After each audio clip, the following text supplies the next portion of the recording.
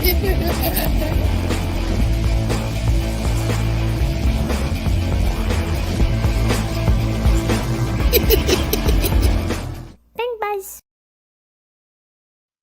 All right. Party people, the place to be, vandals, and whatever else might be out there lurking in the darkness. Welcome to a brand new episode of Pink Buzz. This one I don't even have words for. I am just over the moon for this. We have a very special guest, and without further ado, I'm going to let him introduce yourself. Go ahead.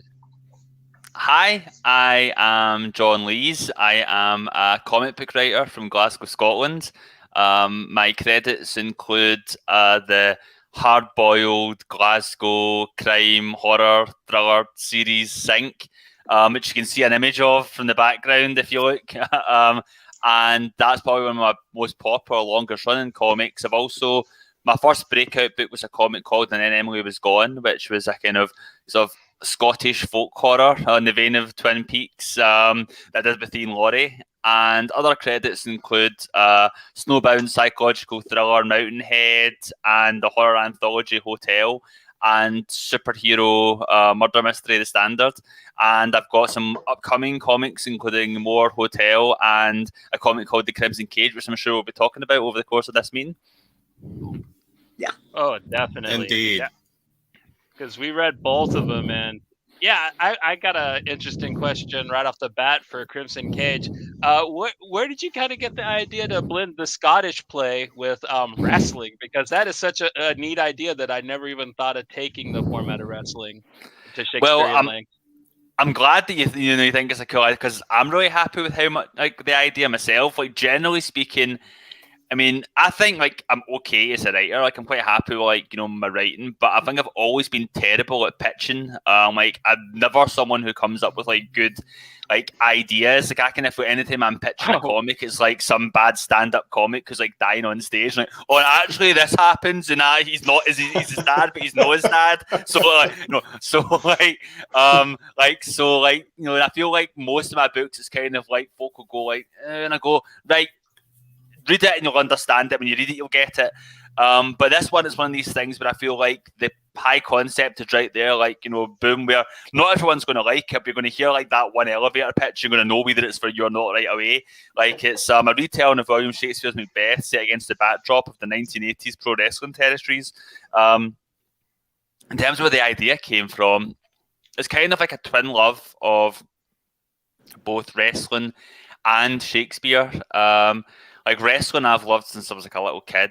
I've been blabbing about and gushing about my love for wrestling all over social media, and I think most folk will follow me on Twitter thinking they're going to get some cool comics insight. Instead, it's just me blabbing about wrestling crap instead. But yeah, so obviously as a wrestling fan and as a comic writer, I've long wanted to do a wrestling comic. Going way back a decade ago when I had just done The Standard, I had the idea of I'd love to do a comic in the 1980s pro wrestling territories.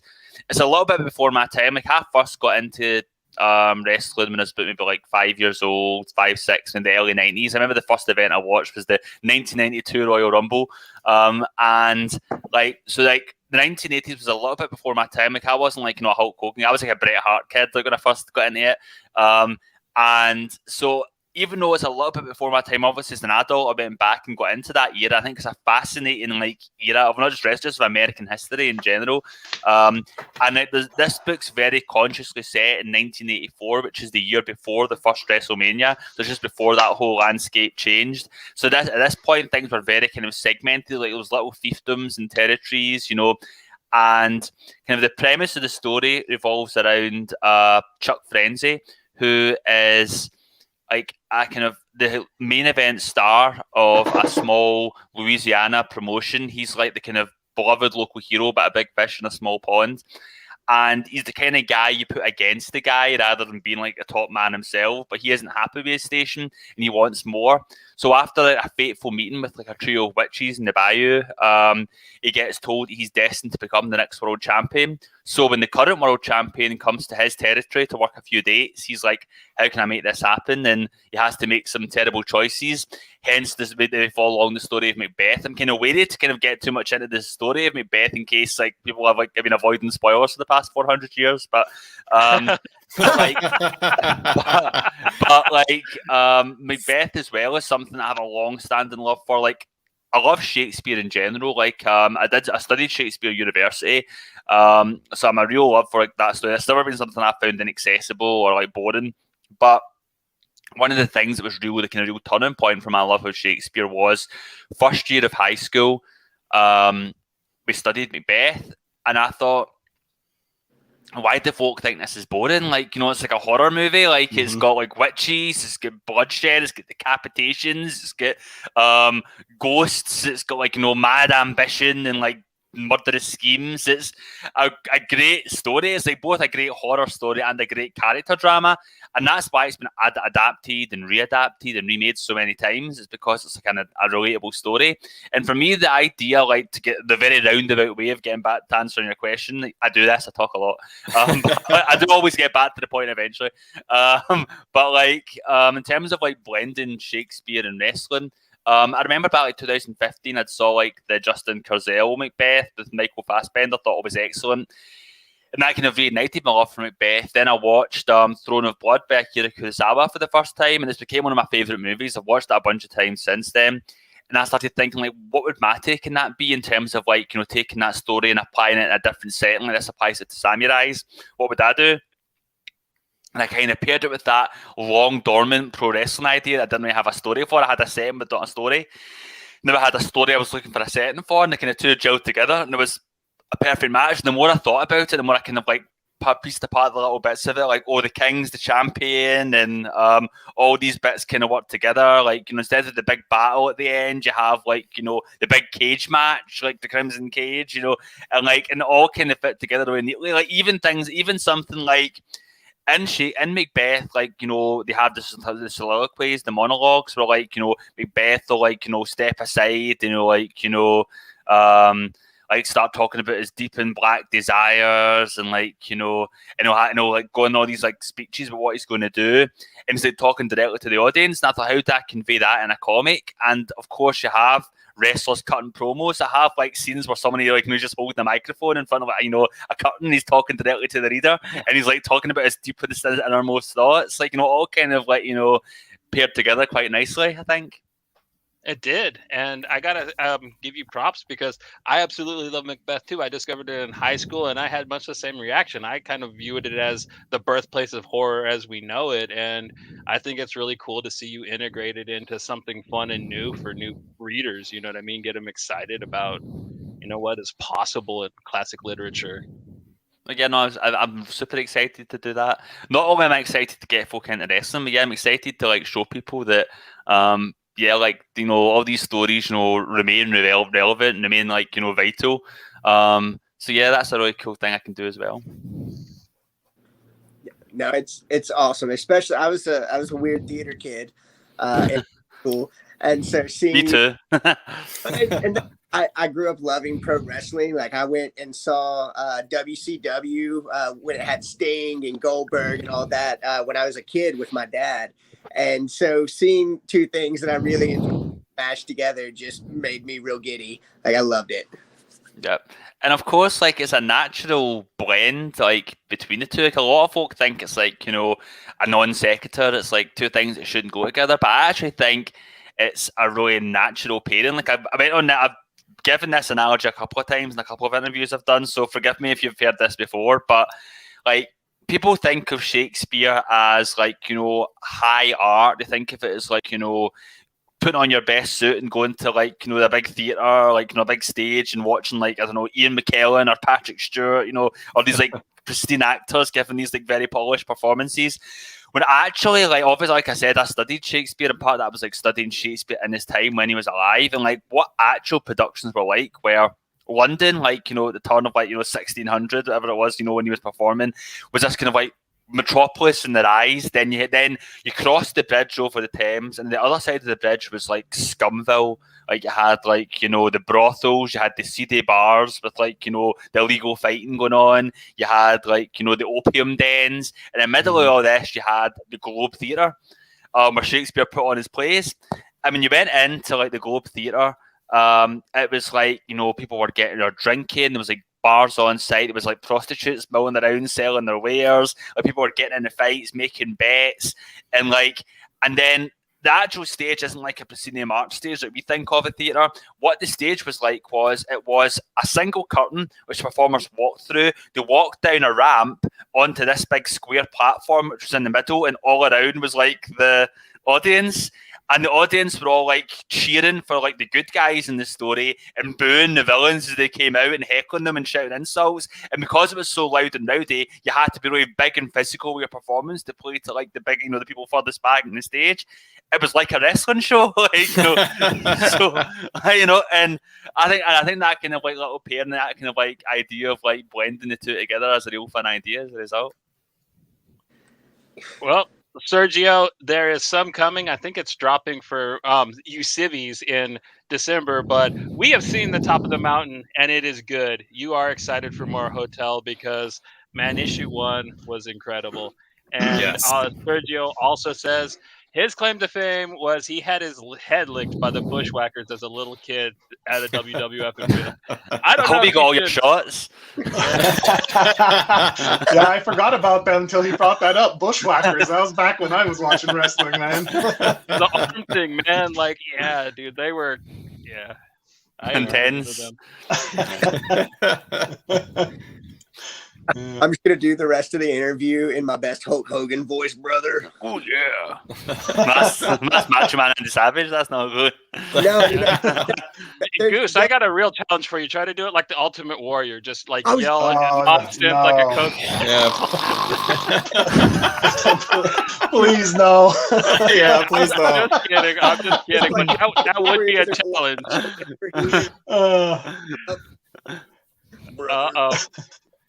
Oh. Sorry, That explains a lot. This long, so obviously you've came out of the other side stronger. Yeah. Congratulations.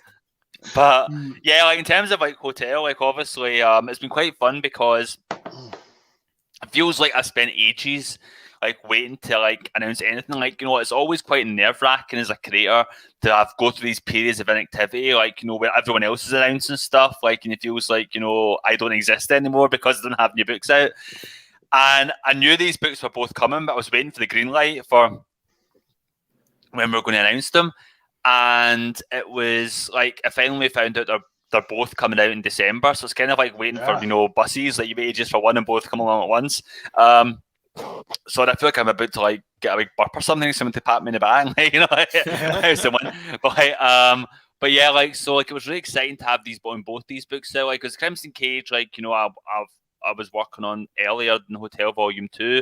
Hotell Volume 2 was a book that obviously we wanted to happen, but wasn't a sure thing by any means. Like, we did Volume 1, I had a great time working on Volume 1. Obviously, I hoped to be able to do more because, like, it's a good story. I thought there was potential for more. So I laid little breadcrumbs in there for maybe building on in future. But no, like, it wasn't guaranteed. They did say, like, make sure you end the last issue in a way that it could be the end of the series if we never do any more. And it was all going to be dependent on the response. Thankfully, the response was great. The response, like, totally overwhelmed me. Like, people, like, including, I'm sure you guys too, like, beating the drum, like, tagging me, tagging AWA, saying, when are we getting more Hotell? That made a difference then when people saw, like, just how much people connected with this book and how much it resonated with them. And it was reflected in the sales as well. Like, I think it was like AWA's like second highest selling launch title. So I think AWA owes you a lot of credit because I think you helped put AWA on the map with that book. Hotell got tons of hype, brought a lot of attention to AWA, so I'm sure you helped them as much as they helped you. I was going to say it's very much mutual because if you look at like that creative team, like, they put the creative team they put me with, Dal Bartalo each on art, Lee Lowridge in colours, Sal Soprano letters. They're all like seasoned pros, like, they're like guys who have big two credits. I'm the guy who's like the unproven commodity in that lineup. So like, I think that, like, they're really like, maybe I helped to bring over some of my audience and got some new eyes liking this stuff. I think they very much also introduced a whole new set of readers to me. Maybe folk who had read my other stuff, read Hotell, and went back and discovered my other books. So like, I definitely think, like, they helped me a lot too. That's how I got into AWA. Like yours was the only book I cared about at first until we did an episode where I actually had to read a bunch of their other stuff, and I'm like, wow, they are a great label. But like, yeah, Hotell was like the AWA book for me personally. So yeah, I think a lot of people that are horror fans and fans of yours, that is maybe what got them into the label. Well, that means a lot. Like, and I'm glad that folk like think my name has any kind of cachet. So, Hotell issue 1. I have never been more uncomfortable and creeped out reading a comic book. Good. That was the idea. The funny thing was, like, it didn't last throughout the whole series because it was just too like much of a pace to sustain. But when I was writing that first issue of Hotell, I set myself a challenge where I wanted every page to have something scary in it. And some of the stuff hasn't even been picked up on. Obviously, there's like big obvious things like, like a monster baby like sucking on like a woman's nipple or whatever, or like crazy stuff like that. Or the hands coming out the wall. Obviously, there's big stuff, but even pages was like the little things we did. Like, obviously there's more subtle stuff like, Piero, like his position changing every time you look at him in the panel, like he's moving around, But even like stuff like the folk haven't even noticed yet or haven't commented on. Like if you actually look through that issue, like there's like scenes with like little faces just like in like the dark spaces and like between panels, like looking out at you and stuff like that. Like, and like really subliminal type stuff that's been worked into that book. Like, every page has at least one kind of like unnerving thing in it. So maybe like if it's a book you read, like my hope was you'd read this book and you'd be kind of uncomfortable and you wouldn't even know why you were uncomfortable. Because of the little stuff we'd put in it. So I'm glad that worked. Well, since AWA was a new publisher, what was it like working with them? I mean, was it a pretty easy group to work with? It's always good when a company has like a vision and they have like a clear idea. Like I'm sure I've told this variations of this story like many times by now, but I remember it would have been back like 2018. Axel Alonso like followed me on Twitter. And I was thinking, somebody's created a fake Axel Alonso account and they follow me on Twitter. But then I looked and it was the actual Axel Alonso, and I was like, oh wow. So like I followed him back, and then like when we got to talking, he DM'd me and he said like he really loved Sync, and he's like, I'd love to talk to you about like what you're doing like in the future. At the time I said to him, well, I'm going to New York Comic Con, so like when I get back we can like do a Skype call. And it's like, oh, I'll be at New York Comic Con, so let's just meet up there. I was like, yeah, sure. So like I remember the day it was like a really sweltering hot day. I mean, I'm not sure if it was like hot or just like I come from Glasgow, so this feels hot. But like I was roasting. I'd been out like walking about the city doing some shopping, and I was like the time was coming up for meeting like Axel for lunch, and I was sweating like a pig, and I was like, oh my god, like I better go get changed so he doesn't think I'm like sweating because I'm nervous, like rather just like it's like how are you feeling? Like, what? The big pit stains and everything. Things like this, like, see. So I ended up go to the quick change, and I looked like I was big shotting them, like coming down late for our meeting because like I was, then we ended up going for lunch, and he started talking to me about like what would become EWA. I'm working on this new publisher. We're looking to introduce like exciting new talent. And he's like, I love your stuff. Like, so if you have any ideas, any pictures you've got, send them my way. But also, if like you get any new ideas, like you don't need to cut me. You don't need to pair with an artist. You can sort that out. Just like send me your ideas. So, based on just talking to him, like it said, like we're kind of spitball and stuff, and he was like, oh, I've always loved like old hotels as settings. I think he was thinking more in a kind of like crime noir context, but I mean, was going to horror. And he's like, and if you have anything else with clowns, like I'd love to see you do something with clowns. And like I'm thinking like the last fucking thing I want to do is like something else with a clown in it again, but clowns. I'm typecast. But I was like, I'm the clown guy, But I think that was like an interesting challenge though, because I was thinking, well, what can I do something else as a clown, but it's a totally different kind of clown? So obviously, like the Sync has the kind of grimy, terrifying, like grubby, like serial killer clowns driving around in a transit van snatching people, and that's very much the carnival tradition type clowns. Whereas, or the circus clowns. Whereas, like with Hotell, I went for like the Commedia dell'arte, Italian theatre, like back to the theatre kid stuff we were talking about, and I went for like Piero. Like, or so it's a nice kind of like image, and hence came Piero Courts, and then he came up with this idea of Hotell, which is like, as I said, a horror anthology, the kind of Tales from the Crypt style tradition, and it's set on this old roadside hotel off Route 66 that officially doesn't exist. You won't find it on any map. But if you're driving alone and you're like in need for shelter or sanctuary or secrecy, perhaps you'll find this old sign on the road saying "Next Exit Hotel," and the rest is history. Like, so yeah, and that was like, the kind of the first inkling of that idea. And in terms of like what was like working with them, what really impressed me is, like, obviously I've worked with good publishers before and dedicated publishers, but a lot of the time within the indie level, you're talking about like, one-man operations or like just a small handful of people kind of doing DIY. AWA, like, I went to New York a year later. I was back in New York in 2019, and by this point, I was invited out to visit like their offices in Manhattan, like Midtown Manhattan, like just like a block away from Macy's or something like this. And it was like a whole floor, and it was this proper kind of like Swiss setup. They had like a full editorial team. They had a promo department. They had folk for doing like video stuff. They had a legal team. They had a design team all in house. It was a proper like polished setup with a lot of resources and a lot of money behind it, and they're all a dedicated team. Like, obviously, like, Axel, like, is up front. He's the guy, but like underneath him, you have this amazing editorial staff, like, Mike Coast and Dulce Montoya and Thea Chuk, and Jamie Coyne, like, has moved on, but like I worked with her a lot in the early goings, so she was great too.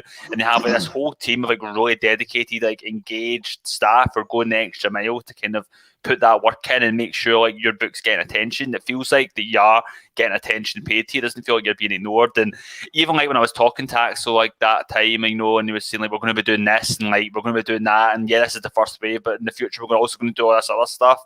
And it seemed like they had such big plans. And I think that obviously folks see the public face of AWA, like, and what they're doing in the books that are coming out, but they're really doing a lot of inroads. Like, I've noticed the difference when I've been messaging retailers, like, on about my new books, how many folk have got back to me and said, oh yeah, we stock all of AWA stuff because they've been really proactive and get engaged with us and treating us well and offering us good deals, So they're doing a lot of that kind of behind the scenes work that kind of pays off as well. So they're definitely serious about being here to stay, I think. Nice. Well, yeah, and they got a killer price point too. Their trades are unreal cheap. They really know how to get a hold of new readers, which is really good. You kind of talked about the choice of artists, and I wanted to get into that a little bit because every one of your books, you seem to just find the perfect person to work with. And what's your kind of process for looking for an artist for which project you're working on? Because I gotta say, you're spot on with your talent finding. Well, I do think like one of the best skills a writer can have is like finding an artist who's going to make them look good, but like for me, like it's obviously varied over the years. Like the first comic I ever did, The Standard, like that was I wrote the scripts, then it was like, let's find an artist to like, pair with these scripts. We went through a couple of choices and a couple that didn't work out before we settled on Jonathan Nectar. But as I've went on in my career, increasingly as I get to know more artists and I get to work with more artists, like I'm writing stuff specifically for artists. Like, and Emily Was Gone was essentially Ian Laurie fanfic. That was like, I was a huge fan of Ian Laurie, who's like a legend of the Scottish like independent scene. Like, I love this stuff in Horror Mountain and Mothwick, and Roachwell, and like he's just like a really like singular talent. Now, it was just in awe of his stuff. And we were supposed to work together in some licensed property thing for British Comics, which didn't pan out because like the publisher that was going to be with like changed ownership, and the new owner didn't want to do the idea anymore or something.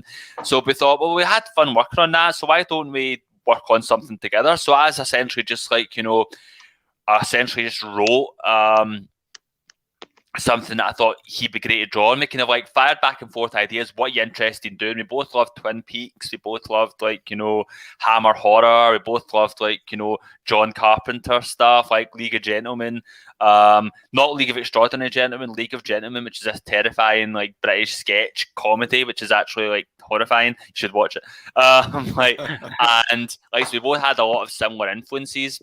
and we thought, like, let's try and throw that all into melting pot, like, and we kind of came up with something that was very much both of our babies. And I was just writing stuff. I thought it's going to be so great to draw. Like, what does Ian Laurie do better than anybody? He loves drawing big sweaty faces and horrific creatures with lots of eyeballs and I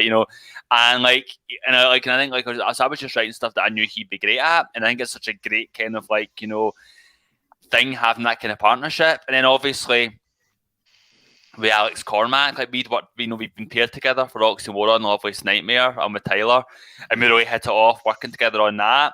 And once I got a feel for his style and what he was good at drawing, I was like, we're going to have to come up. I had a blast working on Oxymoron, but the Oxymoron's always going to be Tyler's baby. That's his character. Let's come up with something that's ours. And we started kind of riffing a couple of ideas, and then the one that kind of really clicked was Sync. And again, that's tailored so much to Hi Lost in Comics. And it's very much tailored to what Alex does well, which is one, lots of character dynamics and character acting and all that stuff, but also bloodshed and geezers of gore and and that kind of balance between horror and comedy, which I think I've talked before is a very kind of I think they're very much related, and I think he's great at capturing these things which are horrific but which are also funny. Not everyone will get how funny Sync is, but I think it's a hilarious comic. And he definitely captures that vibe, and me and Alex are so in sync now that no pun intended. It's got to that point where whenever I come up with a new comic idea, I'll by default just imagine it drawn by Alex Cormack, and I have to train myself to be I need to come up with someone different because I can't have Alex draw everything. And in terms of Olympus, Mountainhead was the same. Ryan Lee's a great guy. I've been a fan of his stuff, and he'd actually approached me and said, "Come up with something for me to work on, write something for me to draw." And I just thought of Mountainhead. I thought that kind of vibe, that kind of story would be perfect for his art style. I think that's such a real fun challenge, is coming up with stuff that they're two different skills. Writing a story, then finding an artist who's going to fit that style is one challenge, but also knowing an artist and thinking of a story that's going to fit them to a T. In some ways it's more challenging, but other ways it's more rewarding because it feels you've got that partnership right from the ground level. And that's actually what's made Hotell so enjoyable, because obviously I didn't know Dalibor when I wrote Volume 1. I wrote the scripts, then they get sent to Dalibor and he drew them. And it was very much kind of separate because we didn't know each other beforehand. But I met Dalibor at New York Comic Con 2019. We got on great. And after that, one of the great joys of Hotell Volume 2 was before I started working on anything, I was able to DM Dalibor and what do you want to draw? What kind of stories would you like me to do? And he's he started to give me a couple of ideas, which I won't give away because that would involve giving away the stories. But he said, I'd love to do something like this, I'd love to do something like that. And then I went back and worked on some stuff that I thought I knew he'd appreciate. And and I definitely feel that it makes a difference, writing something, knowing more of an idea how it's going to look. It definitely helps you visualize the story a lot better. Nice. So you kind of... I've talked for so long, I forgot what the question was. Sorry. A lot of your artists, you kind of ended up working with them in a natural way. You didn't actually search them out. It just you guys ended up clicking, and that's incredible because I don't even know how to go about searching for an artist anymore, to be honest. So it's a good thing I know of you. I wanted to bring up, since our background is the single best issue I've read in probably the past decade, Sync issue. I tell no lie. Right now, the Crimson Cage might surpass it once that's released, but as of this meeting, Sync 10 is still my favourite comic I've ever had published. So yes. This whole panel is a huge fan of Sync in general, but issue 10 is definitely the highlight. We've been hinted at a volume 3 already. On a scale of 1 to 10, I don't know if you can answer this. What are the chances that we get to see Kieran and Luis back again? Oh, you know what? I'm feeling feisty. I'm feeling informative right now. So I'll just be upfront and frank with you. Volume 3, Kieran and Luis aren't coming back, I'm afraid. However, I've been writing really far ahead, and I did just write a story for Volume 4, which brings Kieran and Louise back in. Like, Yes, a main Nice. role. So Volume Like, 4 is obviously, coming too. and there's been a select, and like this is going to be like a bigger story. And I've been sort of like the select few folk who get to read this stuff in advance, like my writing groups. I've kind of like, sent the scripts out to them, and they've said to me they think it's like the best Sync story yet. So like you've got a while to wait for it, but they will be coming back. And watch out though. In the meantime, they might have a cameo in an upcoming Sync book. So watch this space. It'll be like in a bar or something, kind of like how you Yeah, kind of drop like some a of the little blink characters and you in. miss that appearance. Cool. Very excited. Well, since we're on to Sync, I was going to wait till a little later, but is there anything you can tell us about Dig? Because, man, I got to tell you, I can tell you lots about Dig. Okay, Nice. lay it on us, man, because Yeah. this is what I'm about.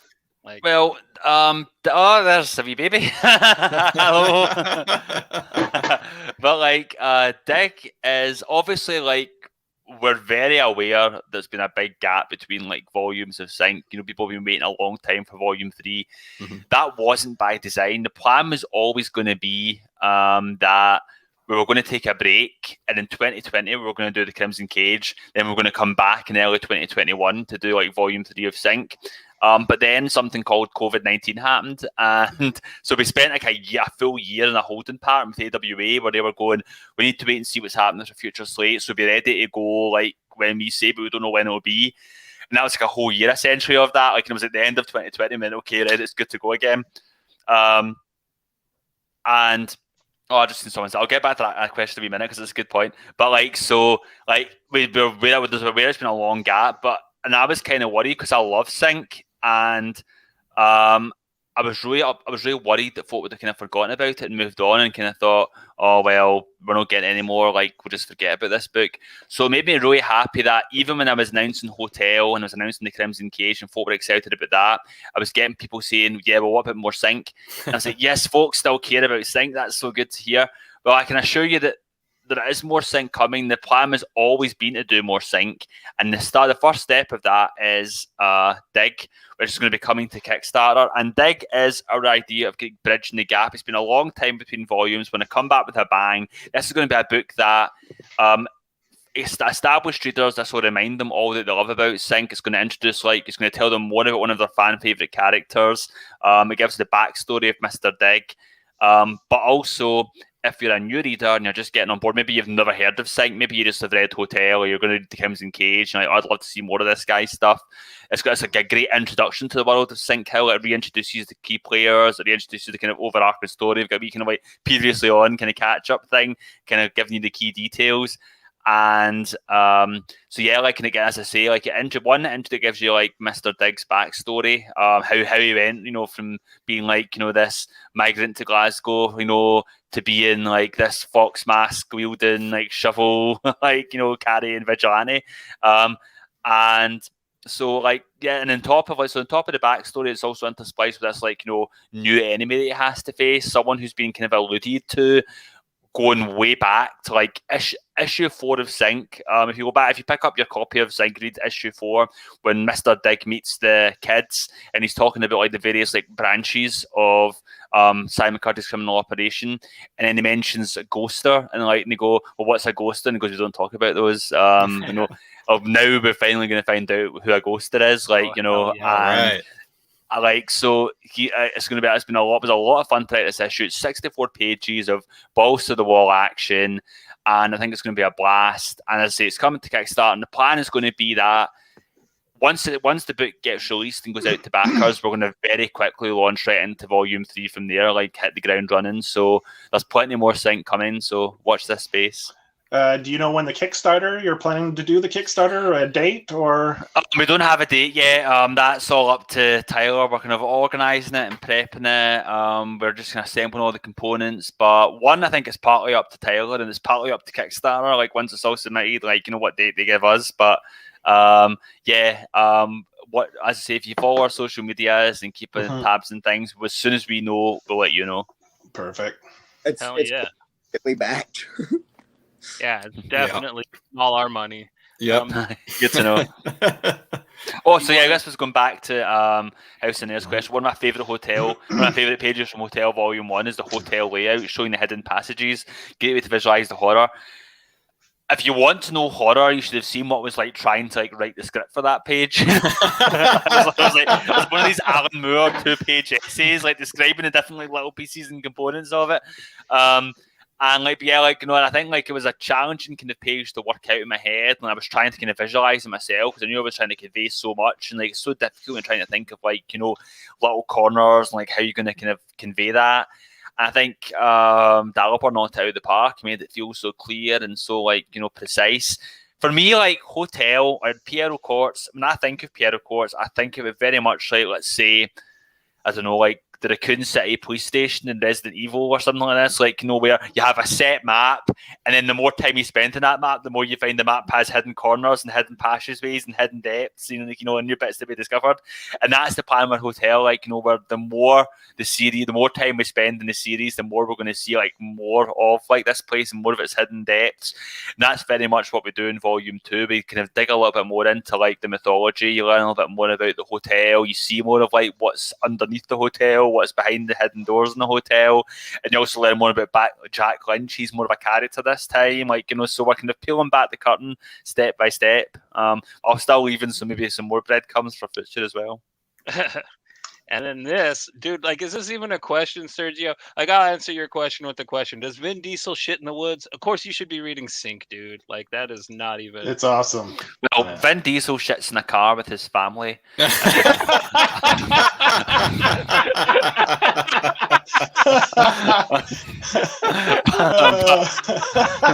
that car is in the woods, though, so we don't know. Quarter mile at a time, yeah, man. Yeah, like, but that's the thing with always about like with Sync. Like, my goal for Sync was always going to be that yes, there's a larger story, there's a larger connected narrative. Like, it all takes place in this one location, this kind of nightmarish forgotten district of Glasgow called Sync Hill. But even though there's connected characters and overlapping stories, I wanted it to be that you could pick up any issue of Sync and you could get like a self-contained story. I think like Mel, like up above, said that like Sync 10 was our first. I think she said it was our first John Lee's book, but that means it was also our first issue of Sync. And like, so yeah, if you pick up issue 10, if you pick up Sync and you've been reading issues 1 through 9, maybe you'll already know who the clowns are or who like the dickheads are, the kind of like Simon Curtis gang, but at the same time, if you've never read like, you know, a single like Sync comic before, you've just seen that eye-catching cover of like, you know, the two folk like BDSM gear holding hands on each other, which actually that cover was actually like based roughly on, I'm not sure if like, you know, any of you remember this, when I was a little kid, my mum had like this pillow and it was like a kind of like, I think it was like a 60s free love image. It was like two like kind of like cherubby people with like, you know, naked and they were holding hands and looking at each other. I can't remember what the image of the source of the image is from, but like, you know, that was the vibe I was kind of going for like when I was describing this to Alex. But like in terms of like, but so like someone could pick up this book, they've never read it Sync before, and they still get a self-contained story that's kind of like mad. I think it's a rom-com. It's like an insane like romantic comedy horror about like this couple, like, you know, who like while like playing like kinky sex games, like run afoul of like Glasgow's criminal underworld, and a series of ever escalating disasters like take place. Like, so, but you can read that and you can get a self-contained story, and then maybe you'll think, well, yeah, I might want to go back and catch up on more Sync, but also I can just keep on reading without necessarily needing to have read it all. And that's the idea with like Dig, where we want like folk to be able to jump on board, and yeah, it'd be great if they then go back and read more Sync, but they don't need to. They can just jump on board from here. Do you have any? Would you be interested in doing like now with like Money Shots Popular, all these books that are more risque, like in nature? Would you be interested in doing like a project where it's more like this one, like issue 10 of Sync, where it's more like of a comedy? Because man, you nailed it. Like the tone. Your humor is right in my wheelhouse. Like the whole time I was reading this, I just loved it. And Matt and Johnny, because they read Sync before me, so they're like, you got to read this. So I went and read it. And then volume 2 came around. They're like, you got to tell me, like, they want to know what I thought about issue 6 and issue 10. And man, after I read issue 10, I was like, guys, this is just a masterpiece in humor. Like it was brilliant. Yeah, well, I loved it. as much as I love horror, like I do love like romantic comedy almost as much, but there's not as much of a market for that like in the comics sphere, it seems, So it was like, so it was fun getting to kind of scratch that itch, I don't know if you're talking about scratching itches in the context of this story, but like it was nice to kind of get to play with that terrain. But yeah, obviously, like, I think like I don't know if there would be much of a market for it, but like if I was going to do a kind of spin off of like any character from Sync, I think it'd be fun to do like these two. I was going to say solving like sexy crimes, but sex criminals has already been taken as a title, so I can't use that. But I do think that like I did relish a chance to go back to these characters, like, and get to kind of like play with all that kind of like comedy terrain again, and just in general, like even beyond these specific characters, like I do love like comedy as a genre as well. Like I did Deep Ender, which never really took off. I don't think it really got any publisher interest, but that's a story that was really close to my heart as well. I would love to kind of get a chance to do more comedy in future as well. I think it's like a fun genre to work in. It's a challenging genre to work in. Like it's hard to kind of like get a grasp on what's funny, but because a lot of people try and they're not successful. And like, I mean, that issue, everything worked. Every punchline you tried to get. And I mean, it's over the top. It's got a lot of action, but there was one, it's got a lot of heart and it's really heartwarming. There's that one panel where they're just beating everybody up and you do the close up. And as they're fighting, all of a sudden they just hold each other's hand. And that I was like, oh my God, that's so adorable. And all this, and then that close-up of the panel of them holding hands as they're just beating all these Sink Hill goons up. I was like, oh, that was just a beautiful it's funny touch. you should say that, because I think that's part of like why I think that like, well, one is part of why I love Sink 10, and also I think it's part of why that issue was so popular, is that for me, like, comedy isn't just jokes. It isn't like folk do like, yeah, it can be this, just like folk doing shtick and funny stuff. And I could have very easily just started this issue off right away with like, oh, look at these guys, like, and they're doing crazy sex and this stuff happens. It's all like joke. But for me, I think what makes this story work is that the characters aren't just funny. Like, you genuinely like care about them and like them. Like, for me, like, relatable. I think that in a kind of weird turnaround way, like Kieran and Louise are the most like well-adjusted, like emotionally healthy people in like the entirety of like Sink Hill. Like, so, and you're emotionally invested in them being happy and them doing well, and because you care about the characters, that gives you a foundation from which the crazy stuff that happens to them is funnier, because like, it's the same way that like, hearing like some story about like someone like walking into a lamppost might get a small laugh. If it's somebody walked into a lamppost, like, it's funny how like, and I think like that's the key. For me, it's not about density of jokes, it's about establishing that emotional connection and making people like engaged. And the example I always love to give about this is, have you ever seen Death at a Funeral? Right, have you seen the original Death at a Funeral? Yes. Or have you seen the remake with Chris Rock? And I've seen the original. Well, so yeah, I've seen them both. The remake has a top tier, like really talented cast of comedians, but I don't think it works because everyone's trying to be funny. Chris Rock's telling jokes, like Tracy Morgan's telling jokes. Everyone is like being funny and giving one-liners and like trying to be consciously like, hilarious, and it doesn't work. Why? The original Death at a Funeral makes me laugh until I'm in pain. It is one of the funniest movies like ever. It's because everyone takes it dead serious. Everyone in that movie is, my father's just died. This is the worst day of my life. How can this be happening to me? And that's what makes it so funny, because like, all this crazy stuff is happening and they're playing it like, oh my God, this corpse is just falling out of the coffin. Like, on the day my father has died, like, and it's like, that's what makes it funny, because you've got a connection with the characters. So I think that's the kind of key to kind of good comedy. And also, funny enough, the key to good horror, because horror doesn't work if it's just like bland shapes getting cut up. It only really works if you care about the characters, whether it's liking them or whether it's like wanting them to suffer. Like, you have to have some kind of emotional connection. Yeah. Well, I mean, and you excel at that. I mean, even before you had issue 10, you had issue 4, which is probably one of the most adorable coming of age stories I've ever seen, that ends with all the characters drenched in blood. I mean, I think Alex nailed that page where they're all kind of like happily walking along with grins in their faces. Yes. Just covered in it, man. Just clarity, as you guys call it over there, man. They're just that was actually, I was quite pleased. One of my favorite lines in like the whole of Sync is in Sync 4, where it's like they're talking about like like how they learned about like the clown house, whatever they call it. And they say, like, oh, I heard that for Jackie Boss, like, who's the old man who shouts in the bushes. And, like, and that actually is a true story. In my local area, there was an old character who the local kids called Jaggy Boss, and he was known as Jaggy Boss because he was known for doing shites in the local, like, nettle bushes. So the idea was that he must have Jaggy Boss because they called the little nettles would be sticking in his scrotum as he was floating down. So that was where the name Jaggy Boss came from. Nice. I'm quite pleased I got to say scrotum in a live video cast. We have very few scruples here. Like, we try to keep it clean. Yeah. But yeah. I was like, but so we have very few scrotums here. Gooch was a huge one. He makes up for the rest of us, man. It's true. I am the scrotum. Yeah, like so like in terms of like, so Sync is full of stuff like that, like full of like, personal anecdotes, and like even like Sync 4 as a whole, like that was based off of when I was a little kid, like my older cousin and his friends like went off searching for the clowns, because the clowns is based on an actual urban legend. So we had all these makeshift weapons, and we spent the day kind of like walking around the town hunting for them. I don't know what the fuck we would have done if we'd ever found them, but like,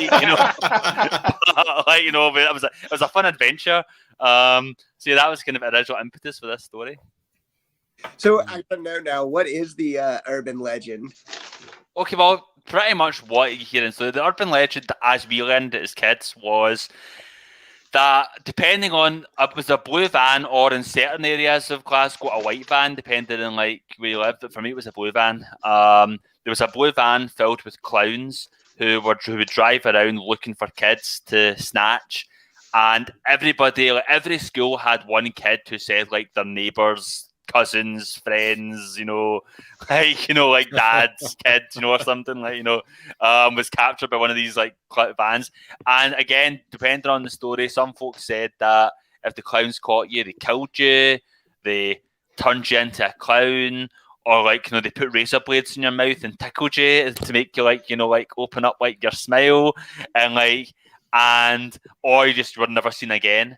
And so like that was the story, and like obviously there was various elaborations on, like some variations in the story said that these clowns were escaped convicts from like Carstairs mental institution, which is about maybe half an hour up the road from me, like, there was different like variations in the story, but yeah, that was it. Like, it was one of those things that was for a small period of time there was a real hysteria about it.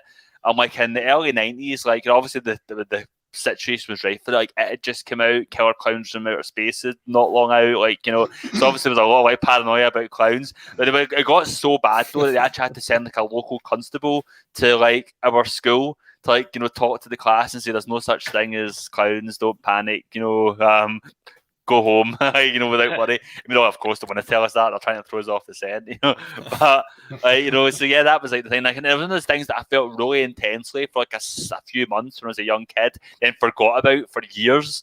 And then suddenly it just kind of came rushing back to me. I was like, oh my God, the clowns, and, like when I was an adult. And then that's when Sync was born. Nice. Well, I think it's funny if they have to send this constable to the school to tell y'all it doesn't exist, that it definitely exists. Yeah. I mean, I say there's no such thing as clowns. There is such thing as clowns, just not once in a van. About the clowns, issue 6. How hard was it to write a silent issue that was that intense and just that gut wrenching? Because I mean, there's a lot of emotion and there's a lot of tension in that issue, and you did it with no words. How was that? Well, actually, I thought it was quite easy, because the hardest thing I find to write is dialogue. So I was like, yes, I can finish you off. Alex, you do the hard work.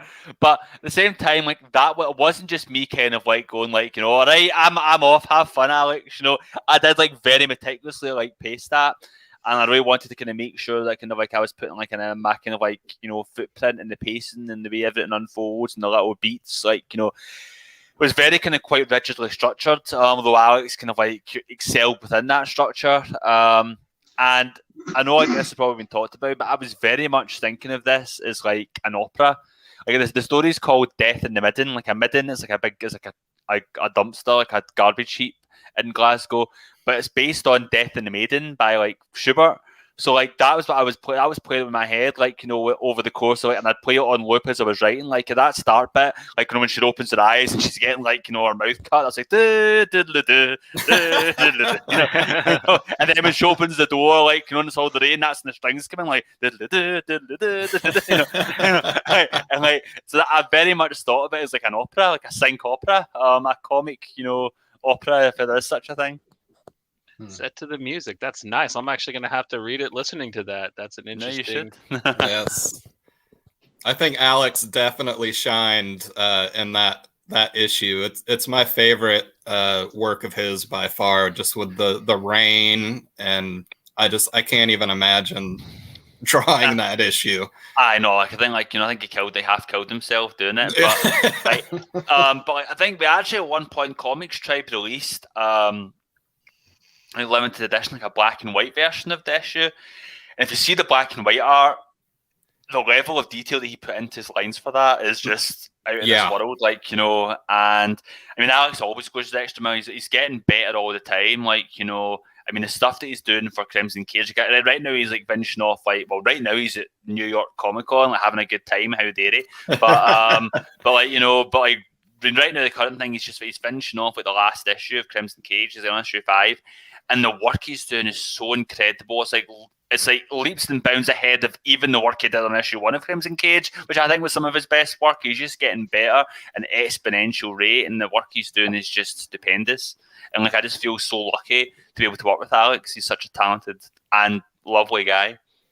Yeah, his art with the narrator in Crimson Cage is just glorious. I love whenever that character pops up. It just looks so amazing. It's just the colors, and his wife is amazing too. With the he's does a great partnership with Ashley. Ashley, it's really good that she's like, you know, she'd done a couple of the issues of Sync, but then I think he ended up having, you know, he was working with somebody else, and like, you know, as a flatterer and stuff, like, you know. But when and I think Sync he was mainly working on his own as well, like, you know, he maybe got like some, like, Kirby was like mainly doing his own colours, but with this it's like Alex doing, like, you know, the art and Ashley doing the colours. I think she brings out the best, like, stuff in his, like, work, and really brings, you know, the detail to the fore. And like, in terms of his work on this book, like, it's been a blast to see him, like, because I love when he does, like, you know, there's like different muscles that he's stretching, like as you mentioned, as narrators, the witch stuff and the kind of overt horror stuff. But then there's, like, you know, all like the wrestling stuff, and like the way he plays with it. Like, if you read the book, you'll see that this isn't a book where there's plot, then the story, then the plot ends while we go and have a wrestling match, then we come back to the plot. The plot unfolds inside the ring as well. It has this great thing where we're seeing, like, because wrestling's all about artifice, and the whole drama of wrestling is trying to get people to go, well, I know wrestling's fake, but that was real. You know, so, and that's the kind of dynamic we're going for here, where it's layers of artifice and tension, where you're seeing the story of the match, like these people hate each other and they're fighting each other. And whenever you see stuff like that, you're seeing it from outside the ring, like the camera, if there's a camera, is placed within the audience, and we're seeing, like, you know, heads in the foreground, and we're experiencing it with the crowd. But then when we switch gears to, like, these guys are cooperating, they're kind of, like, you know, working out their issues, and they're talking, they're figuring out how to make this thing work, but they're also kind of got their own tensions with each other. Then you're inside the ring, and it's close-ups, and you're in the ring with them, and you're kind of like behind the curtain with them. And so he does, like, lots of really clever stuff like that. Like, you know, a lot of folk might not even pick up on, but like, he's put a lot of thought into it. And in terms of, like, the color scheme and what Ashley does, one of our big influences, I'm not sure, like, I'll read the book with this in mind. One of the things we talked about over and over again was our kind of, like, style barometer was Suspiria and Inferno. You know, the Dario Argento. Like, yeah. So look, like, especially in issue 2, there's like a dream sequence in issue 2, and the only colours that are used are red and blue. And that's what we're thinking of. We're thinking of pure, like, you know, Giallo, like Argento, Suspiria. That's the kind of vibe we're going for. And then we keep on going back to that. And there's, like, specific points in the script when I write, this scene should not be lit like a naturalistic nighttime scene. This should be lit like it's a 1970s, 1980s Giallo movie. Like, you know, and he took that instruction and ran with it and did great stuff with it. What's up, Manny? Hey, we got another creator in the house. All right. Hi. Okay. We have some questions Rapid from fire Third. questions. He wants to know, Freddie or Jason? I would say, while I've started to get the appeal of Jason more in later years, like I think my current Twitter handle's like Jace John Voorlees, but I'd say in terms of historically, I've long been a Freddy fan. Like I was a Freddy fan going back to now because like a little kid, like 5-6 years old, hiring Dream Warriors at the video shop. Like this is where my horror began. Like I was going to my local video shop and I was hiring like Disney movies and Nightmare on Elm Street 3 Dream Warriors. So. So I have a long-standing love for Freddy, so I would say Freddy. Nice. I like that you mentioned Dream Warriors, which is my favorite of the Nightmare. Yeah, it is the best Nightmare on Elm Street movie. Yeah, it is the best. Credit to the original is great too. I actually really like part 2. Part 2 gets me reviled in some quarters, but I think I give props to it for trying something ambitious and different, and I like it for that. But for me, like part 3 is like the aliens of the series. Like it's more action oriented, but also expands the mythology and kind of brings things full circle. And it's all kind of like downhill after that. But 3, I think, is like the glorious high point, the kind of mythology, the kind of like fighting in dreams, and like Heather Langenkamp as Nancy in that movie is like the most beautiful like any human being has ever looked in a movie, pretty much. So I'd say like absolutely Dream Warriors is a classic. Okay, and next up, do you like Star Wars, Matt's favorite, or Star Trek, my favorite? Aliens. Yes, Nice. that was perfect Good answer. answer. All right. Do you care about either of big two? Like DC or Marvel? Which one do you like better? I mean, it might be a bit of a cop-out answer, but I like both. I think the whole idea of being like, when you see people, there's nothing more tiresome to me than the tribalism you see on the Twitter when folk are like, I'm Team Marvel, and their names like #Marvel Stan forever, and it's like, and DC sucks, and like Marvel for life, or it's the DC guys, so like a Snyder Cut bro or whatever, and they're like, Marvel sucks. I want Marvel to fail so DC can win. They don't care. Why are you like giving your allegiance to like these like multi-billion-dollar companies? Read what you like. Whatever, They're not sending you a check in the mail, motherfuckers. They're not sending you a check in the mail. Why deprive yourself? Like, why on earth would you go? Daredevil looks really good this month, but I'm loyal to DC.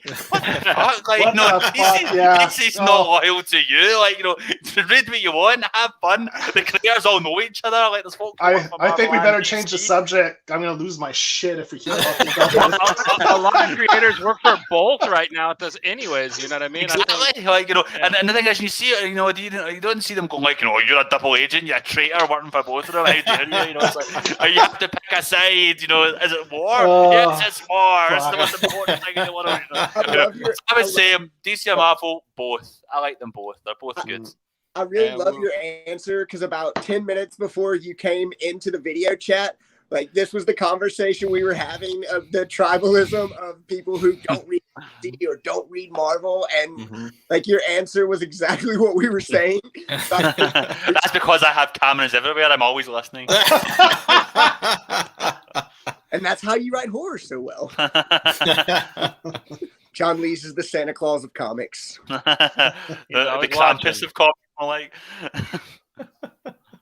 And then what's your favorite booze? Yeah. I don't drink, so I'm the person that'll have like water, or at a bar, or like tea. Funny thing was, one year, New York Comic Con. This was a few years back.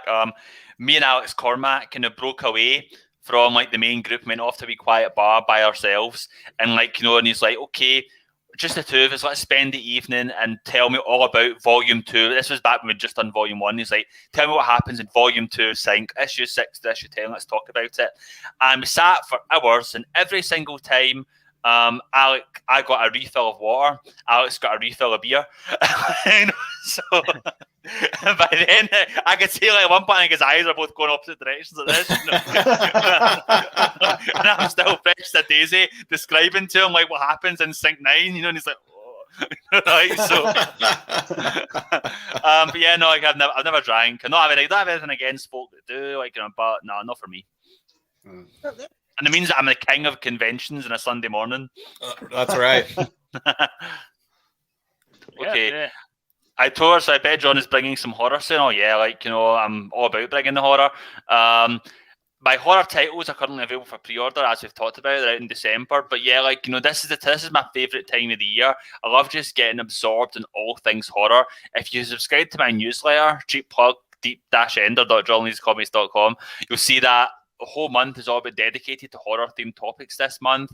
I spend the whole month watching horror movies, whether it be rewatching old favourites or discovering new ones. I usually have a wee theme of things I want to watch. And obviously I get big into Halloween. Probably next week I'll be starting to put up my Halloween decorations. And Halloween's not a big deal in Scotland. When I first started really getting into this, I was the only person in my neighbourhood that had Halloween decorations out. But through sheer force of will, I've gradually started converting more folk to it, I'm seeing more and more out there. So I think I was a trendsetter, and I'm the guy who does the big Halloween party, for my friends, and we all get right into it, and I all dress up and have all the decorations and do the big movie marathons, and I love we do a marathon of 3 movies, plus I choose a mystery film that I play at midnight, and it's always something really schlocky. There was I remember at one point I put on From Beyond, at 1 a.m. And it's a blast. It's usually my highlight of the year. Sadly, last year, and it looks like this year as well, I won't be doing the party because of COVID restrictions, and I'll probably be doing a video call version of it. And based on last year, I can say it's quite different. Dressing up in your costume and walking about and talking to your friends and having a good time of music playing in your party and all that stuff. That's quite different than sitting by yourself in your costume in an empty room on Zoom. Stranger going, Halloween. Today's newsletter was excellent, man. I got to thank you so much for that beautiful shout out you gave us. That was good. But yeah, lots of good recommendations in there as well. Thank you. It was actually going to be originally. It was going to be the whole decade. It was going to be covered in today's newsletter. But I spent so long writing it. I think by the time I did the theme of this week was horror in the 1990s. I was kind of using the format of In Search of Darkness, that documentary about 80s horror, but I was doing it for the 90s, going year by year, talking about some of the kind of standout films, some of the trends I was noticing.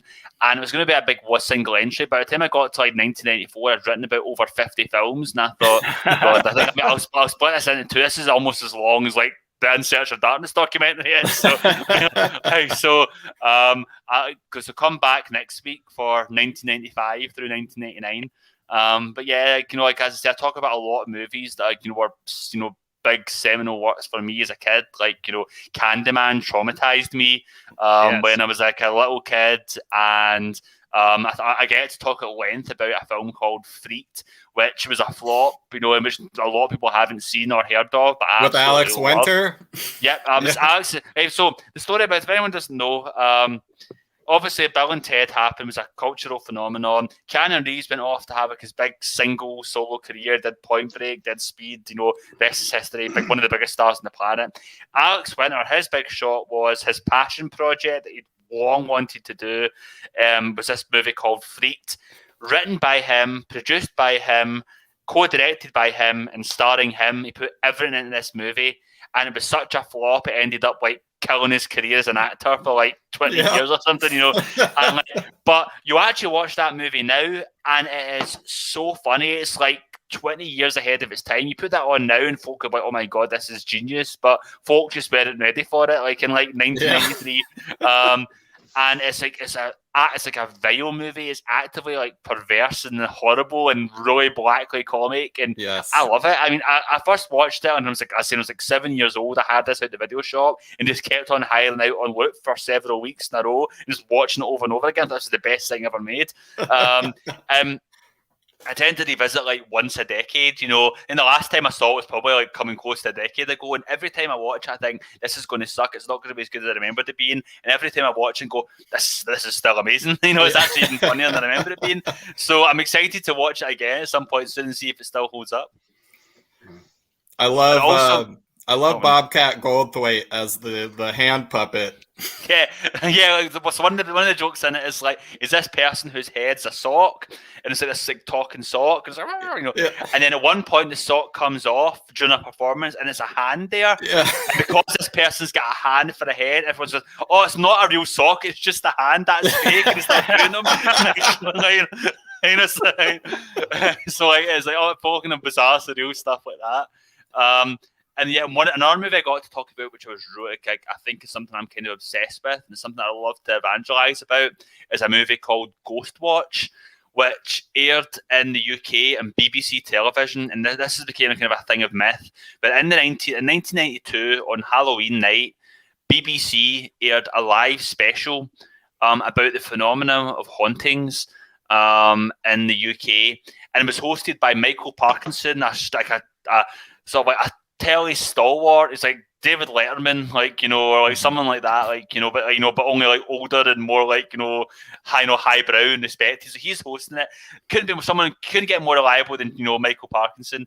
And you've got like, you know, all these kind of TV personalities that are on the scene. It's like we're gonna visit a live haunted house, an actual haunted house. We're gonna interview the people and we're gonna go in. You think it's gonna be one of these kind of little gimmicky, like, you know, things. Then over the course of it, you see in the background like glimpses of like, you know, actual like this kind of terrifying ghost in the back. Did I see that or did I not see it? And this is before like DVR when you couldn't rewind stuff, like, and this was like live TV. And like, did I just see what I thought I just saw? And the whole story that the family tell is, and it's like this mother, and like she's like kind of drawn and she's like sleepless and terrified, and she's like, we've taken to calling the ghost Pipes because like we first, like when my little girl heard these noises and like and said, what's that noise? And I said, oh, it's the pipes, like the pipes in the house. And then every so often, ever since, like I'll see my daughter's face fall and she'll say, "Pipes is here."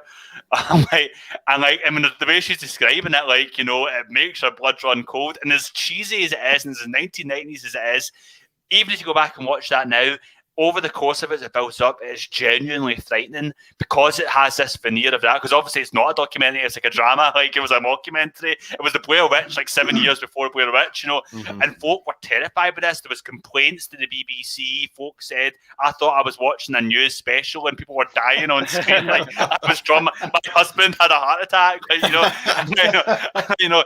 And I think it's genuinely fascinating. It's still genuinely terrifying. It's one of the best ghost stories that have ever been done. And yeah, so I think if I can like open people's eyes to all hidden gems like that, it'd make me happy. Yep. Oh, cool, that's good to hear. There's a new documentary coming called Found Footage Phenomenon, and you go into Ghost Watch, highly recommended. Oh yeah, I'm looking forward to that as well. Yeah. Because like I say, I think found footage gets ragged on. And there has been a lot of crap found footage because I think a lot of folk think, oh, it's an easy way to make like a cheap movie. But when it's done well, it is genuinely terrifying. Like, for me, like some of the scariest films I've seen in recent years were films like Noroi the Curse, and like, you know, Lake Mungo. Like these are the ones that really kind of like stayed with me. Like because like it has that veneer of reality, it kind of makes the kind of like scary stuff feel more like intimate. You know, it doesn't feel like it's fake. You know, it feels more real. I think there's something about that kind of like late 90s, early 2000s kind of VHS tape sheen. It just adds a kind of like, you know, uneasiness to things.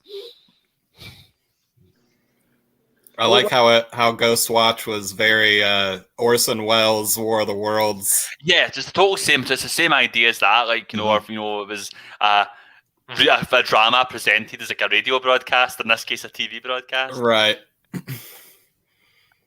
So, what would you say is your number one horror movie? Is it Ghost Watch? No. If I were to, well, first off, if you count Jaws as a horror movie, then Jaws is my number one favourite. But I don't know if you'd count Jaws as a horror movie or not. You might call that as like an action adventure or something. If we're talking pure horror, The Shining. But so yeah, one of those ones. Although I haven't said that, movies like Alien and Halloween are my all-time top 10 as well. So I got a few to choose from. How do you rate Phantasm? Just wondering. I actually just recently watched Phantasm for the first time. And I think, for me, I enjoyed it, but I think it's one of those movies that if I'd seen it when I was younger and I had more nostalgia for it, I probably would have enjoyed it more. It's hard to watch something like that now, like for the first time, and like try and like, you know, assess it like objectively. But like, it definitely made me interested. It was like, for all its weirdness and its flawed nature, like I think there was some really kind of indelible, cool visuals in there, and definitely made me intrigued to see more and to watch the sequels, which are all also on Shudder right now. So I might just do that. Yeah, big fans of Shudder here. Oh yeah, no, Shudder's great. I love it. Maybe my favorite streaming platform. Yeah, no, for sure. Oh man, there's we were talking about nostalgic movies and ones that we watched when we were a kid. There's one that's always stuck out in my mind, and I don't know if you've seen it. It's called Dr. Giggles. Oh, yeah. Oh well, actually, funny thing you mentioned that. Dr. Giggles. I think I meant this was something else I mentioned in like my newsletter today. But I own the DVD of Dr. Giggles, but I have never watched it. I don't think I'll ever will watch it. I'll tell you why. Because I remember when I was a little kid, my gran watched Dr. Giggles. I think it must have been on telly or something. And then she described to me and my cousin James, because I saw this movie, Dr. Giggles, and she described like a bedtime story, essentially, this plot, like, in beat for beat detail. And like, and as she described it, it was the most terrifying, fascinating, gripping story you could possibly imagine. And I know that there's no way I'm going to watch that movie and it's going to be anywhere near as good or scary as like the version that's in my head that my gran described to me. So like, I kind of want to preserve that, I think, and just never watch it. We had a VHS, like not bootleg copy, but one that was like copied on the old blank VHSs, and it was super grainy. And it just added to the terror. That's the best way to watch a horror movie, I think, when you see like, what am I seeing here? Yeah, no, it's one of my favorites. I haven't watched it in a while just because I don't want it to scare the shit out of me again. The same thing with House of a Thousand Corpses. I watched that movie when I was way too young, and it just fucked my whole head up. Yeah, no, I can't remember. I watched like. But like I said, when I was a wee kid, I was watching like horror stuff I shouldn't have been watching, like from a way too young age, like but I was enjoying it and liking it, like me and my cousin, when most folk were playing like cops and robbers or like soldiers, whatever, like me and my cousin were playing like horrors where he would be Freddy Krueger and I'd be like Chucky and we'd be like killing invisible people, so I obviously I had like horror in my blood from a young age, but having said that, I have vivid memories when I would have been maybe 4 years old, maybe, and my family rented out House 3 from the video shop, and the opening sequence of that, where the guy kind of gets an electric chair and he gets executed, and he sits up and is like, "Give me some more," and they're electrocuting him, and his skin starts bubbling, he starts going, "Wow," and his face is melting. I watched that, and the way my mum describes it, the colour just drained from my face. It was like I was going to faint, and I was traumatised by that. And I watched it back many years later on YouTube, and I thought, this is the goofiest, cheesiest shit ever. Why would I say this? But when I was a kid, that freaked me out. A similar thing with me, man. When the dad melts in the gate, the "you've been bad" and he melts like that. That got me, man. I did not like seeing that dude melt. No, something about melting just has a bad effect on people, I think. Don't want to melt. I think I think maybe there's a whole generation of kids who just had this ingrained anxiety about melting because of like stuff they saw like in movies when they were far too young. It's like I think a certain generation of kids are just terrified of like vats of toxic waste that just happen to be lying around in city corners waiting for someone to fall in them because of how many times that's happened in movies. Right. When I think about the vats of toxic waste, I always think about Jason Takes Manhattan, which is that's what I had in mind there. We're just waiting for someone to get dunked in them. I think about that movie all the time just because he uppercutted that boxer's head off, which is one of my favorite scenes. That was Jason Takes Manhattan was actually the first Friday the 13th movie that I saw. So what an introduction to the franchise. Right. It's funny. When you bring up the toxic waste scenes, one that always pops into my head is the RoboCop scene. Oh yeah. When he walks out and the car hits him, like I'm like, oh, that scene is just as a kid, man, I was like, that was a killer scene for me. I love that. RoboCop was another childhood favorite of mine that I was watching from like age 4. I have very fond memories of that film. As should we all. earlier in the week when we're posting some of your other works, I posted, and then Emily was gone. And you said that was one of the books you hold really dear in your heart. And you said you're kind of trying to get Comics Tribe to do another, let you do another go at that, like a second arc, or no, it's not a second. I think, like, to be honest, like me and Ian are both totally satisfied with how that book ended. I think we, folk have asked for more or said what happens next, and I think we're happy with how it ended. I think that's the perfect ending for that story. But like, and it's not necessarily me asking Comics Tribe. Comics Tribe are kind of wanting it as well. We're just talking about when's the best time to do it. But we've thought about just releasing like a new edition of the book, because obviously we did this. We had released the first edition we had, and had like issues 1 through 5. Then after that was collected, we had like the issue 0 free comic book day story. Then we had like that little one shot we did Quilt, for Halloween that year. And I thought it would be nice to just do a new edition, maybe a hardcover, like that includes like all 5 issues plus issue 0 plus Quilt plus some making of back matter and stuff, just to kind of a new fancy edition of the book, like, to kind of, that maybe folk like who got into my work later on, like, that never read Emily Was Gone, but can't get the book because it's nowhere to be found now, like, maybe something for them, like, I think it'd be a nice wee thing to do. So maybe it'll happen. I'd say we've got a couple of things lined up on the Kickstarter kind of like agenda, but maybe next year after that, we can go back and have those conversations again, because I definitely love to kind of get an Emily Was Gone back out there, because it is a book that I can say I'm very fond of. It wasn't my first comic, but I think it was my first big breakout hit. So it means a lot to me, that book. Yeah, I mean, people need to read that, because it's probably my, like, After Sync. I think that's my favorite title of yours, After Sync. I love that book. It was so good.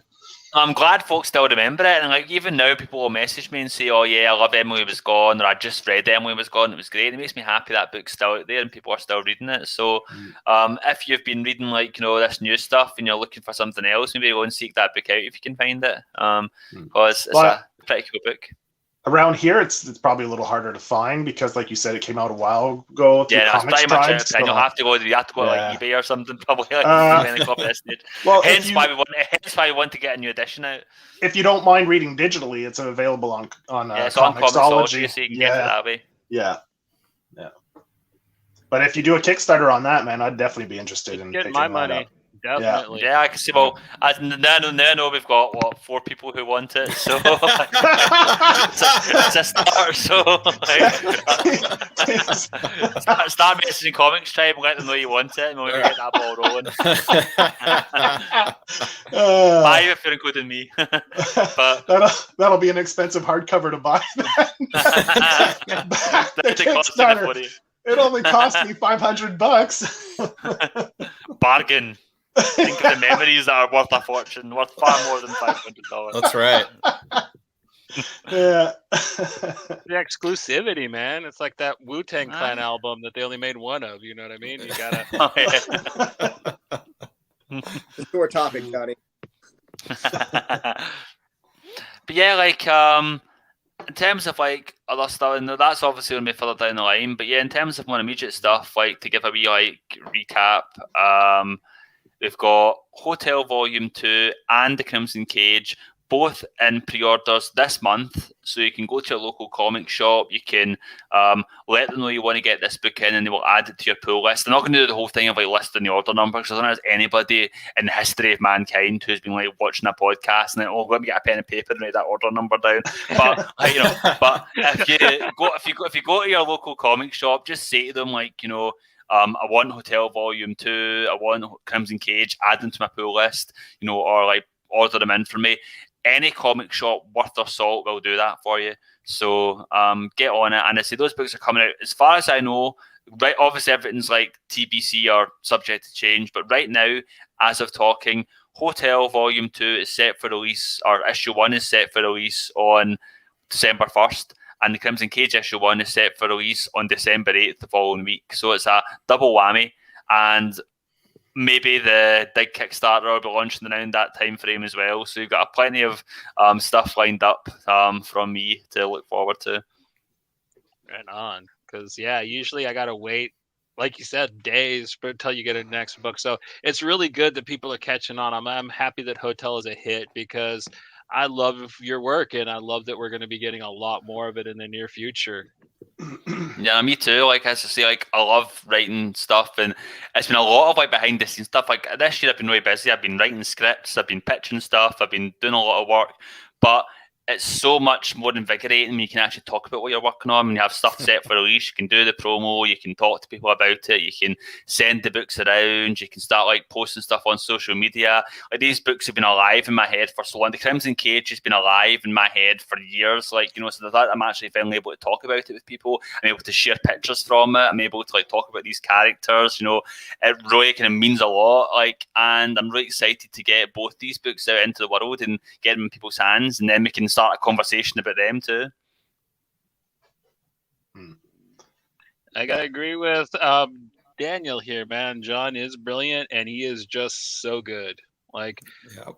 I love telling the Thank you story very about much. how I was lucky enough to find Sync in a OKC LCS, which I don't even know how it was possible. I think they must have backed the Kickstarter, because for like a year, everybody was wondering how they could get a hold of Sync Volume 1, because it wasn't really readily available in the US yet. And like, oh my God, it was hell waiting for more work from this man. I went and bought.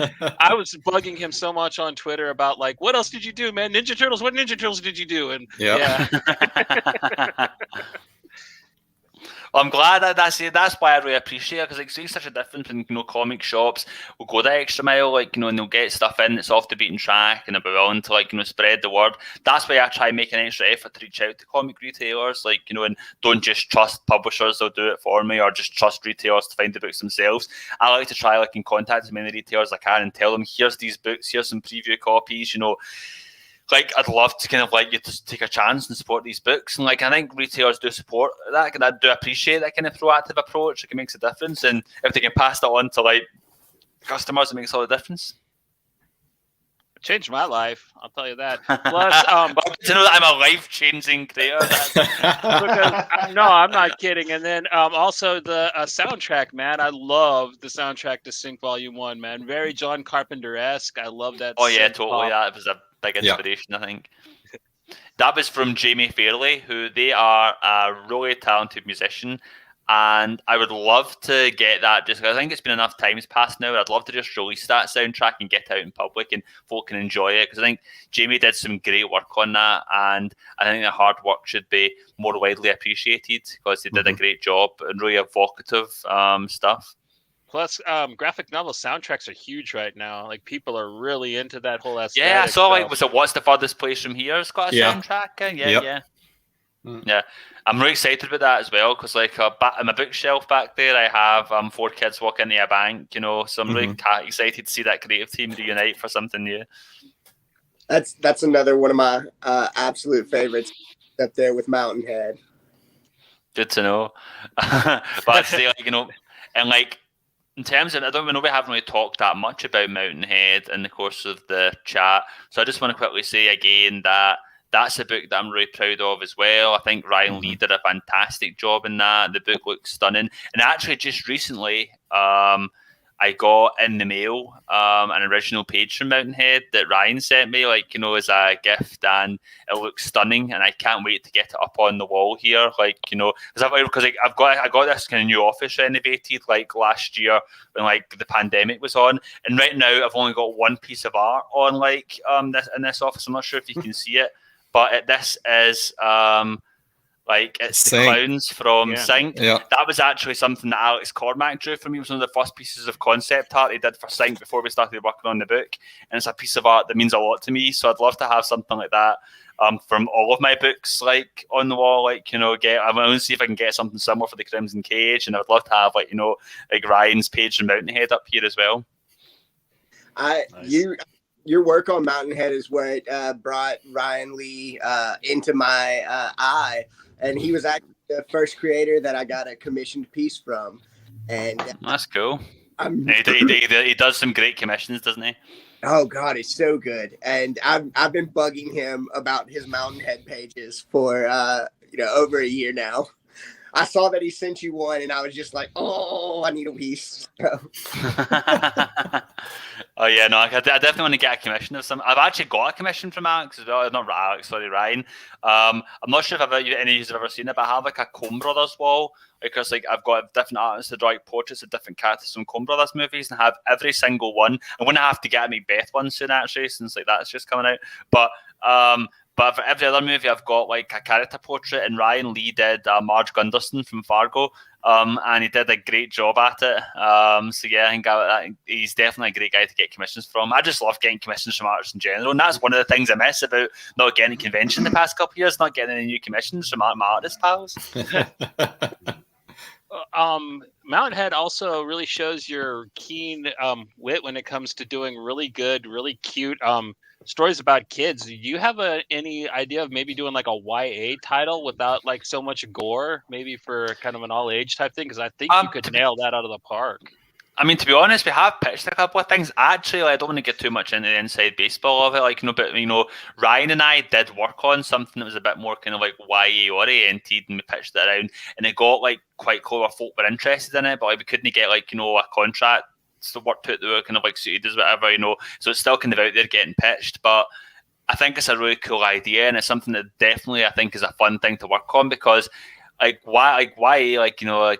maybe it's not the same thing, but I think kids love being scared. I think and I think back to when I was a kid and watching stuff like Are You Afraid of the Dark, or reading stuff like Goosebumps, I think kids relish getting terrified, and I want to do something that's like really scary, but also, for kids. That's definitely something on my bucket list I'd like to tick off at one point. I could just imagine you doing a very terrifying Night of the Dummies. That cover still sticks in my head. Yeah. For me, it was like the Mask one when the Goosebumps was the one that was a good one for me. I can't even remember the name of it now, but when she gets the mask stuck in her head. God, it's such a good one.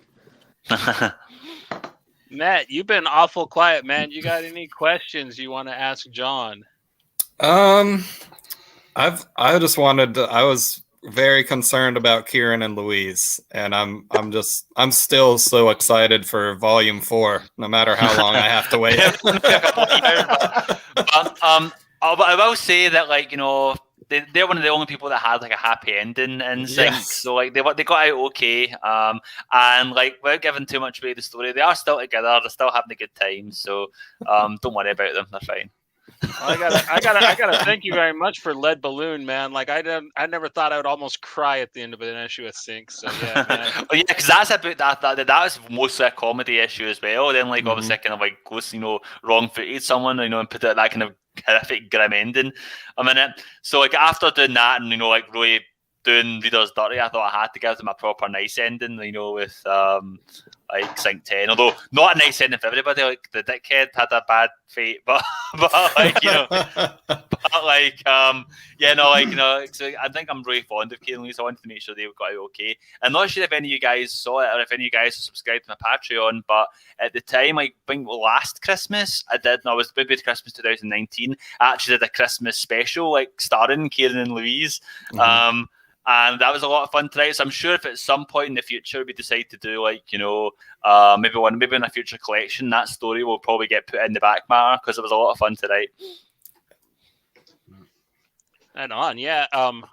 Earlier, Lost in Comics was talking about the idea of a hardbound Sync omnibus. What could we do to make that happen? But also, when would that happen? Probably about at the end of Arc 4, would you say? Yeah, I don't know. Obviously, I have an idea. I've mapped out the entirety of Sync. I know how long it's going to last for. I'm not going to say how long it's going to last for, but I know how long it's going to last for. And so I've talked with Tyler and do we want to do because right now we probably have enough right now that we could do an oversized hardcover. Now we have 10 issues in the bag. So do we do maybe issues 1 through 10 and Dig? It's a big omnibus collection, a big hardcover, or do we wait until the whole series is done and release a big compendium, or both? Or why not both? Yeah. But I definitely think, like, yeah, it's something I'd love to do. I'm a sucker for big, meaty hardcovers with dust jackets, like, and the thought of having one of my own books be in that format would be a cool thing to do, like, So, yeah, like, I'm all for it. And if you want it, like, while you're messaging Comics Tribe, ask them about the new edition of When It Was Gone, ask them about, a Sync Omnibus Volume 1 hardcover as well. Yeah, I'll definitely lay on the waterworks, man, because we deserve it. And then I'm looking at my beautiful hardcover of the Standard, and it's like, that was a big kind of like touchstone hitting that as well, like, so it's definitely something I'd like to get back to. It's beautiful, man. The whole chrome hollow foil cover, it's gorgeous. Yeah, I can actually think, like, that's became a super rare book as well. So if you've got that, like, hold on here.